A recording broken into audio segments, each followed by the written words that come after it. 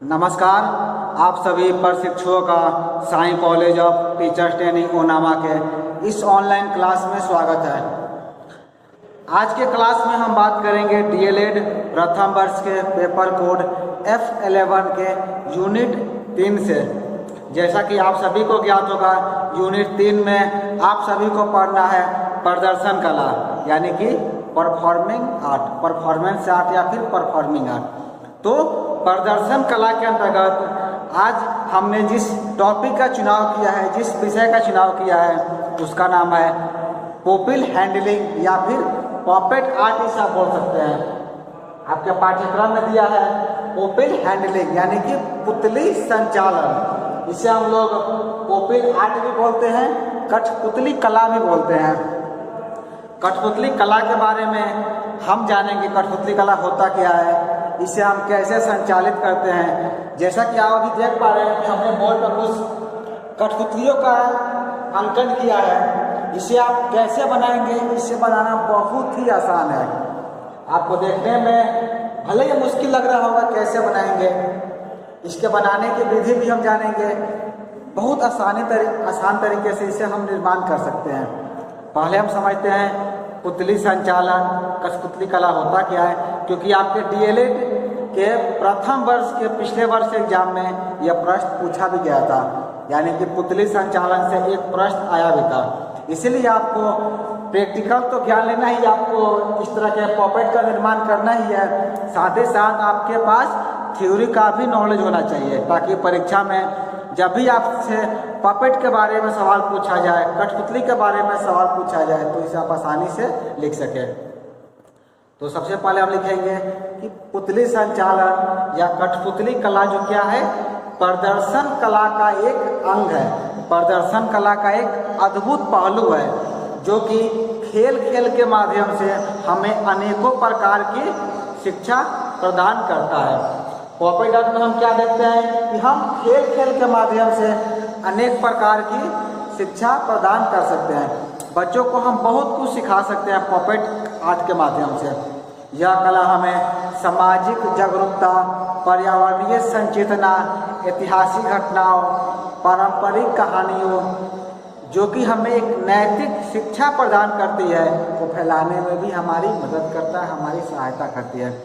जब हम पारंपरिक कहानियों की बात करते हैं तो यहाँ पर मुझे कहानी याद आती है, शायद आप सभी ने पढ़ा होगा, और वो कहानी है विक्रमादित्य की 32 कठपुतली वाली सिंहासनपति से।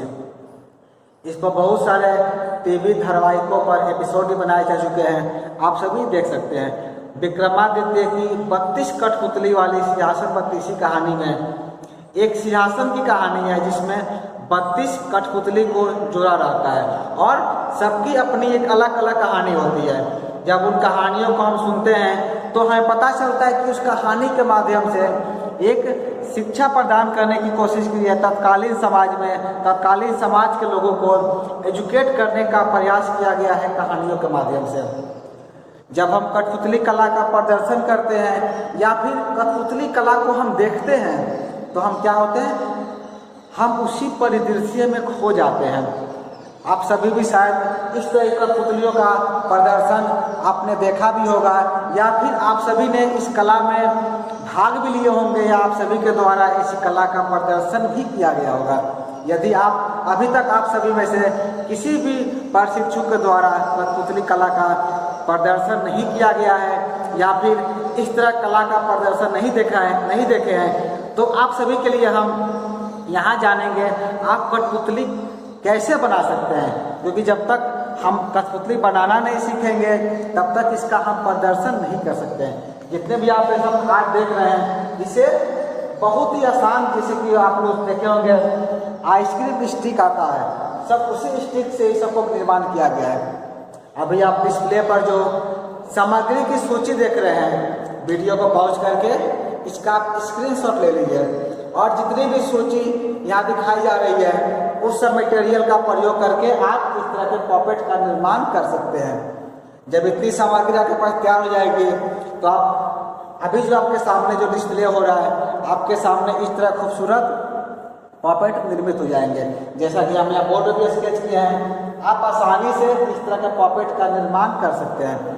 आपको करना कुछ नहीं है, बस आपका जो आइसक्रीम स्टिक है, आइसक्रीम स्टिक में एक फेस जोड़ना है सबका, और जो उसमें ऊन का जो प्रयोग किया गया है, जो धागे का प्रयोग किया गया है, उस धागे से आप इन सबका बाल बना सकते हैं, जैसे कि आप देख रहे होंगे। उसके बाद ये जो शॉर्ट और पैंट पहनाया गया है, तो जो कपड़ा होता है, आप कपड़ा के प्रयोग के कपड़ा कटिंग करके चिपका करके इस पर आसानी से आप पॉकेट का निर्माण कर सकते हैं। उसके बाद इसको नीचे से आप जो इसका हाथ भी बनाने के लिए आप क्या करेंगे, जो आइसक्रीम स्टिक है उसका प्रयोग करेंगे। आइसक्रीम स्टिक को आपको मान लीजिए जैसे कि आपका स्टिक ऐसा होता है, तो आप क्या करेंगे, हाथ बनाने के लिए यहाँ पर दूसरा स्टिक चिपका देंगे और यहाँ पर भी दूसरा स्टिक चिपका देंगे और यहाँ पर हम फेस चिपकाएंगे। आपका क्या हो जाएगा, एक पॉकेट तैयार हो जाएगा। उसके बाद से जो इसमें कपड़ा पहना गया, इसके बाद से हम इसके ऊपर कपड़ा इसको पहना सकते हैं। जैसे आपको डेकोरेट करना है, आँख नाक बनाने के लिए भी जो सामग्री में जो इस तस्वीर में दिखाई गई है उसका प्रयोग करके आप इसको बहुत खूबसूरत बना सकते हैं। वो आपके ऊपर डिपेंड करता है, आपकी कलात्मकता के ऊपर डिपेंड करता है, निर्भर करता है कि आप कितना बेहतर एक पॉकेट का निर्माण कर रहे हैं। इस तरह के आप जो पॉकेट बनाएंगे वो क्या होगा, फिक्स होगा, यानी कि इसका हाथ में क्या होगा, गति नहीं होगा। लेकिन आप चाहते हैं कि इसके हाथ में गति भी रहे, तो आप इस जो आपका जो आपका आइसक्रीम स्टिक है, आइसक्रीम स्टिक में यहाँ पर हाथ को क्या करना है, चिपकाना नहीं है। यहाँ पर क्या कर सकते हैं, आप होल्ड करके आप धागे से इसको बांध सकते हैं, या फिर पतले जो लोहा का तार आता है, तार से इसको आप बांध सकते हैं। तो तार से बांधेंगे तो क्या होगा, हाथ इसका मूव करता रहेगा। और जब इसका हाथ मूव करेगा तो आप पीछे से इसको पकड़ करके इसे घुमाएंगे तो क्या होगा, इसका हाथ भी मूवमेंट करता रहेगा। तो आप बहुत चीज कला का प्रदर्शन करते हैं। आप चाहते हैं इसका फेस भी मूवमेंट करे, तो फेस के लिए भी आपको चिपकाना नहीं है, उसी तरह पतले वायर का प्रयोग करना है जिससे इसका फेस भी आपका मूवमेंट करेगा। तो आप इस तरह का प्रयोग करके बेहतर कठपुतली का निर्माण कर सकते हैं। यहाँ तो आपको चूंकि ये थ्योरी का क्लास है, हम अगले वीडियो में आपके सामने बना कर भी दिखाएंगे कैसे आप एक बेहतर कठपुतली को बना सकते हैं। अगले वीडियो में हम आपके समक्ष लेकर आएंगे, जिसमें हम देखेंगे कैसे आइसक्रीम स्टिक से हम बेहतर कठपुतली को बनाते हैं। फिलहाल आपको करना क्या है, जितने भी तरीके आपको बताएं, जो भी मटेरियल आपको दिखाया गया, उन सब का प्रयोग करके आपको बेहतर एक कठपुतली को बनाना है। क्योंकि जब आप बनाते हैं तब आप इन चीज़ों को सीखते हैं। जब आप खुद से बनाए रहेंगे तब आपके परीक्षा में इस तरह का प्रश्न आएगा तो आप आसानी से इसका उत्तर दे सकते हैं। जैसे कि मैंने जब प्रदर्शन कला शुरू किया था तो पहले क्लास में मैंने आपको बताया था, यदि आप इन्वॉल्व होते हैं किसी चीज़ में तो आप सीखते हैं। तो कठपुतली कला बनाने में जब आप इन्वॉल्व होंगे तो इस कला के बारे में आपके पास इतना सारा ज्ञान हो जाएगा कि फिर से आपको इसके बारे में भटकना नहीं पड़ेगा, आप आसानी से इसका उत्तर लिख सकते हैं। क्योंकि ये बहुत महत्वपूर्ण टॉपिक है और पिछले साल भी आपके परीक्षा में पूछा गया था और शायद इस बार भी कठपुतली कला से एक प्रश्न आपके परीक्षा में पूछा ही जाएगा। इसीलिए आपको करना क्या है, इसको बनाना है। इसको बनाने की विधि तो मैंने आपको बता दी, सामग्री भी आपने नोट आउट कर लिया होगा। तो इससे बनाने का क्या करेंगे, आप प्रयास करेंगे। कठपुतली कला के बारे में और हम थोड़ा सा इसका थ्योरी जान लेते हैं। क्योंकि यह क्या करता है, कठपुतली कला परिचालन के माध्यम से गंभीर वाद विवाद लाता है। दृश्य कला एवं शिल्प कला के सभी तत्वों जैसे रंग, कपड़ा, दस्ताना इत्यादि इस आर्ट में प्रयुक्त होते हैं। जैसा आप सभी ने पढ़ा होगा दृश्य कला एवं शिल्प कला, तो दृश्य कला एवं शिल्प कला यानी कि art and craft, visual art and craft के जितने भी तत्व हैं, जितने भी एलिमेंट्स हैं, जैसे रंग हो गया, कपड़ा हो गया, मिट्टी का प्रयोग इसमें किया जाता है, दस्ताना हो गया, जैसे कि हमने यहाँ पर आइसक्रीम स्टिक का प्रयोग किया। तो जितने भी एलिमेंट्स हैं सब इस आर्ट में प्रयुक्त होते हैं।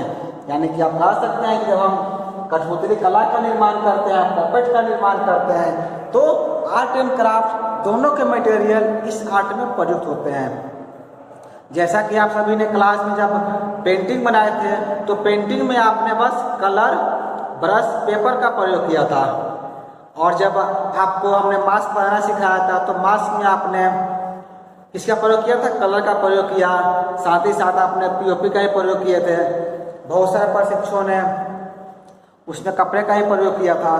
तो ये क्या होता है? मास्क बनाना, फिर कठपुतली बनाना, ये सब वैसी आर्ट है, वैसी कला है जिसमें दृश्य कला के सभी एलिमेंट्स प्रयुक्त होते हैं। सभी एलिमेंट का प्रयोग करके हम कठपुतली कला का निर्माण करते हैं। कठपुतली कला जो है हमें मानसिक एवं शारीरिक रूप से विकृत लोगों के लिए शिक्षा और जागरूकता फैलाने में भी सफलतापूर्वक प्रयुक्त हुआ है। हम यहाँ देखते हैं कि कठपुतली कला के माध्यम से वैसे बच्चे जो क्या होते हैं, शारीरिक रूप से या मानसिक रूप से विकृत होते हैं, जो स्पेशल बच्चे होते हैं, उन सबको शिक्षा देने के लिए भी आर्ट का प्रयोग किया जाता है, कला का प्रयोग किया जाता है। और उस कला में जो आपका पॉपेट आर्ट है यानी कठपुतली कला है, इस कला का है बहुत ज़्यादा प्रयोग किया गया है।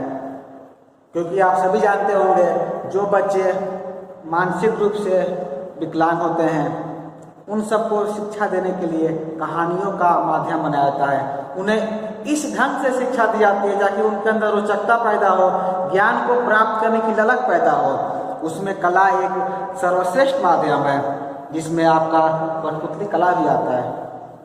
जैसा कि मैंने कहा भी था कि विक्रमादित्य की सिंहासन पतीसी वाली जो कहानी थी, 32 कठपुतलियों की जो कहानी थी, उस कहानियों में भी हमें नैतिक शिक्षा प्रदान की गई है। तो वैसी कहानियों का प्रदर्शन जो है कठपुतली आर्ट यानी पॉपेट आर्ट के द्वारा ही किया जाता है, जिससे कि वैसे बच्चे भी शिक्षा प्राप्त कर लेते हैं। कठपुतली कला को जो है रंगमंच के एक निष्पादन का ही एक रूप माना गया है। जो भी परफॉर्मिंग आर्ट है, जो प्रदर्शन कला है, प्रदर्शन कला का ही एक रूप कठपुतली कला को भी माना गया है। बस अंतर ये होता है कि इसमें जो है कठपुतलियों का प्रयोग किया जाता है, यानी कि इस आर्ट में क्या किया जाता है? कठपुतली का प्रयोग किया जाता है। बाकी प्रदर्शन में हमने क्या देखा? कलाकार के द्वारा प्रदर्शन होता है, कलाकार खुद प्रदर्शित करता है। लेकिन जब हम पॉपेट आर्ट की बात करते हैं तो पॉपेट आर्ट में क्या होता है? कठपुतली आर्ट में रंगमंच पर कोई कलाकार नहीं होता है, कलाकार छिपा होता है, यानी कलाकार के द्वारा संचालित किया जाता है, लेकिन मंच पर दर्शक के सामने केवल कठपुतली ही रहती है। यह कला जो है बहुत ही प्राचीन है। यदि इसके हम इतिहास की बात करें तो ऐसा माना जाता है कि यह कला 3000 ईसा पूर्व की है। उस समय इस कला का प्रयोग मनोरंजन के लिए किया जाता था। जब इस कला का शुरुआत हुआ था, पॉपेट आर्ट का शुरुआत हुआ था, तो उस समय इसका प्रयोग केवल इंटरटेनमेंट के लिए, मनोरंजन के लिए किया जाता था। लेकिन वर्तमान समय में हम देखते हैं कि इस कला का प्रयोग क्लासरूम में बच्चों को शिक्षित करने के लिए किया जा रहा है और किया जाता रहेगा भी, क्योंकि आपके क्लास में हर तरह के बच्चे उपस्थित रहते हैं। कोई बच्चा बहुत ज़्यादा तेज है तो कोई बच्चा निम्न है, कोई बच्चा बहुत ही ज़्यादा निम्न है। तो वैसे सभी बच्चों को शिक्षित करने के लिए हम क्या करते हैं? कठपुतली कला का प्रयोग करते हैं। शिक्षा के क्षेत्र में कठपुतली के प्रदर्शन का आज के समय में बहुत ही ज़्यादा प्रयोग हो रहा है।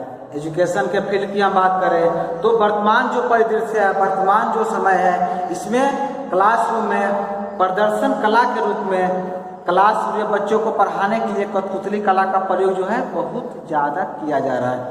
कठपुतली कला के प्रदर्शन के माध्यम से हम प्रसिद्ध राजाओं की कहानियों एवं प्राचीन युद्धकारों के विषय में भी ज्ञान प्राप्त करते हैं। वर्तमान में इनका प्रयोग आधुनिक संचार विधियों में भी प्रभावी रूप से किया जा रहा है। आधुनिक संचार विधि यानी कि आप कह सकते हैं आईसीटी यानी कि इंफॉर्मेशन एंड कम्युनिकेशन टेक्नोलॉजी, यानी कि पॉपेट आर्ट का प्रयोग जो है आधुनिक रूप में भी किया जा रहा है। यानी कि यदि आप क्लासरूम में आप इस तरह का पॉपेट नहीं बना सकते हैं या बनाने की आपको विधि नहीं पता है, या हो सकता है कि समय की कमी की वजह से आप बना नहीं पाते हैं, तो इस तरह का वीडियो जो है आपको बहुत तरह के मिल जाएंगे। यानी कि जब आप यूट्यूब पर या गूगल में सर्च करेंगे तो आपको पॉपेट आर्ट के बहुत सारे वीडियो मिल जाएंगे। तो उस तरह का वीडियो का प्रयोग भी यानी कि ICT के मदद से आधुनिक संचार विधि के रूप में भी आप क्लासरूम में इस तरह के आर्ट को बच्चे को दिखा सकते हैं।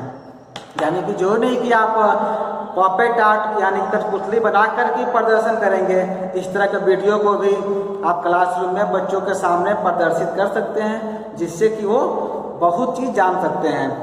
उन्हें कहानी, क्योंकि कहा भी जाता है कि यदि हम कहानी के माध्यम से बच्चे को शिक्षित करें तो वो चीज़ें वो ज़्यादा प्रभावी होता है, बच्चे ज़्यादा जान पाते हैं।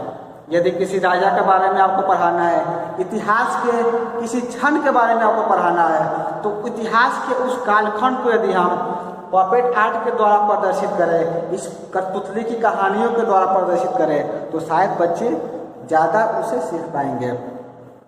मान लीजिए कि आप भारत के महान सम्राट अशोक के बारे में आपको पढ़ाना है। आप अशोक के बारे में यदि क्लास में कितना भी थ्योरी लिखवा दे, कितना भी समझा दे, तो शायद वो क्लास बोरिंग होने लगता है, बच्चे उसे समझ नहीं पाते हैं। लेकिन अशोक के बारे में यदि आप कठपुतली कला के माध्यम से पढ़ाते हैं, एक वीडियो के माध्यम से पढ़ाते हैं या इस कला का प्रदर्शन करके पढ़ाते हैं, तो क्या होता है, वो क्लासरूम आपका ज़्यादा प्रभावी होता है, बच्चे ज़्यादा सीख पाते हैं।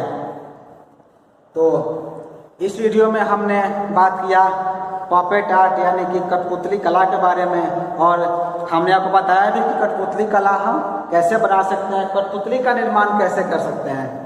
और मुझे उम्मीद है कि आप इस कला को, इस आर्ट को बनाएंगे भी, क्योंकि अभी आप सभी घर पर हैं, घर पर आपको पूर्ण समय मिल रहा है अपनी कला का प्रदर्शन करने के लिए।